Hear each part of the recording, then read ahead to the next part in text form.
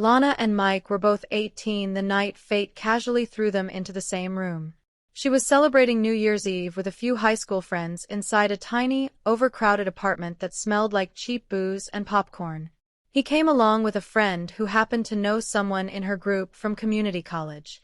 The moment Mike stepped through the door, his eyes locked on Lana like she was the only one who mattered. He wasn't loud or showy, but the quiet intensity in his gaze made her heart stutter. Lana felt something electric pass between them instantly. They didn't exchange a single word that night. Too many people, too much noise, and clinking glasses masking every chance at a conversation. But fate wasn't done. A few weeks later, Lana's phone buzzed with a number she didn't recognize. It turned out Mike had gotten hold of her friend's contact list and decided to take a shot. Their first date? A hilarious mess they'd end up teasing each other about for years. But Mike did what no one else had before. He opened doors for her, made sure she got home safely, and actually listened when she spoke. That old-school charm hooked Lana completely. She fell, hard and fast. From that night on, the two were practically glued together. Mike was her first serious relationship. The kind of boyfriend who'd lift her off the ground when her heels hurt too much. They stayed together through college and eventually moved in. Marriage was always in the plans, but Mike kept delaying the proposal until he finished his engineering degree out of town. Every semester, he'd vanish for month-long study sessions.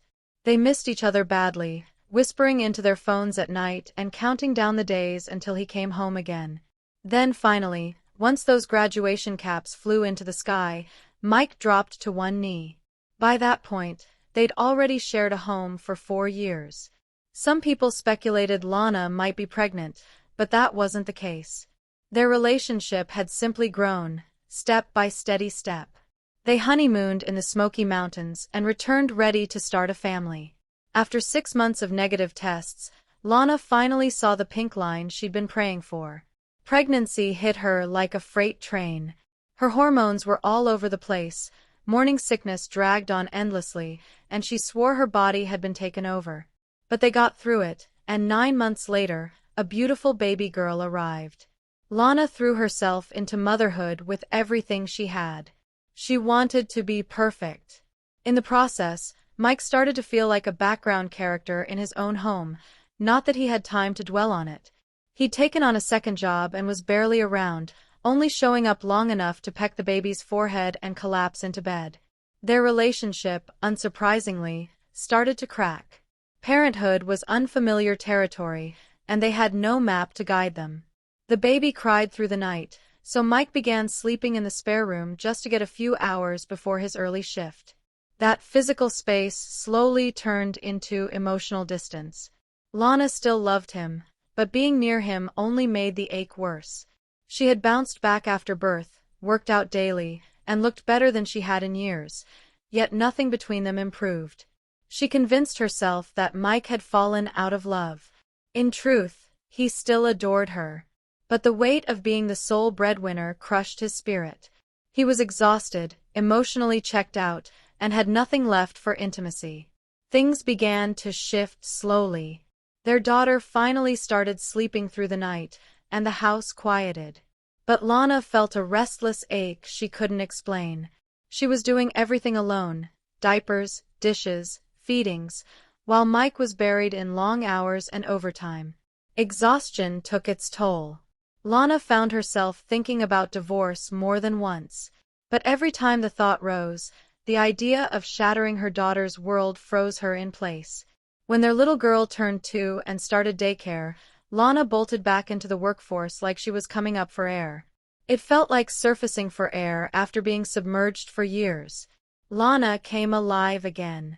Men started noticing her when she walked into a room. She laughed more at work, made small talk during lunch breaks, and dipped her toes back into a world she'd nearly forgotten. She told herself that what she and Mike had just needed time to settle again, to find a new rhythm. Then came the New Year's party at her office, the night everything shifted. The evening before, Lana and Mike had gotten into yet another explosive argument over something completely trivial. His jealousy had spiked, though he still offered her no tenderness or warmth. Tired of the endless fighting, Lana stormed out, hoping loud music and laughter could drown the tension clawing at her chest. At the party, she let loose. She belted out karaoke, laughed freely, and playfully flirted her way through the crowd. Her wild and carefree best friend, Laura, kept pace with her drink for drink. Around 1 a.m., Laura began to feel sick, so Lana decided to get her a cab home. Mike, back at their place with their daughter, kept bombarding her phone with angry texts, demanding she come home. Lana turned off the screen and focused on helping her friend. Waiting by the entrance to Laura's building was her husband, Ethan. He was tall, rugged, and looked like he could step straight out of a winter clothing catalog. Lana had met him once before, back when Laura left a brunch early. She remembered feeling an unmistakable pang of envy at Laura's good fortune. Ethan scooped his wife effortlessly into his arms and carried her inside. Lana followed behind, clutching Laura's shoes and handbag. Once Ethan had tucked Laura into bed, he returned to the kitchen where Lana stood. "Same couch, different vibe, huh?" he joked, popping open a bottle of Prosecco like the party had just changed locations. Lana knew she shouldn't have stayed. This wasn't just disloyal to Mike, it was a betrayal of Laura. But she was buzzed, heart still racing from the night, and Ethan was looking at her in a way that made her forget everything else. They kept chatting at the kitchen table, voices low, laughter soft. At some point, Ethan's fingers brushed hers. Then he leaned in and kissed her. It had been 5 years since anyone but Mike had touched her lips, and the jolt of it short-circuited her mind. One kiss turned into more.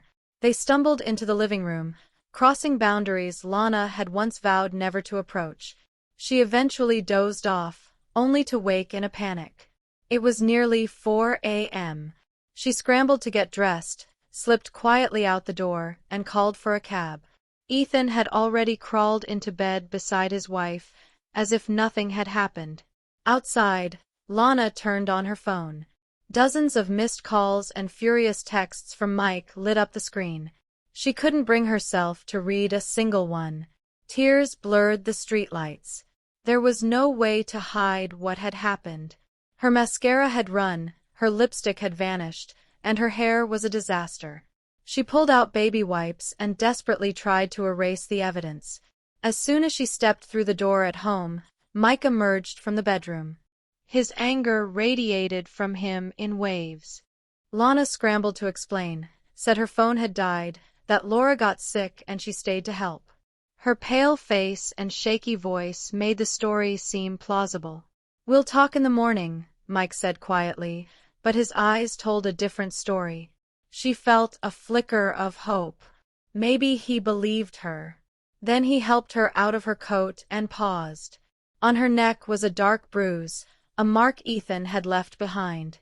The hope collapsed. Silent tears streamed down Lana's cheeks. She spent the rest of the night sitting alone in the hallway, the weight of her mistake suffocating. At sunrise, Mike came out with a packed suitcase. "I'm filing for divorce tomorrow," he said coldly. Then he walked out without looking back. 1 month later, Lana was legally single. No husband, no direction, and a hollow ache where her marriage used to be. All of it lost because of one reckless night fueled by liquor and loneliness, a night that cost her the man she once believed she'd grow old with.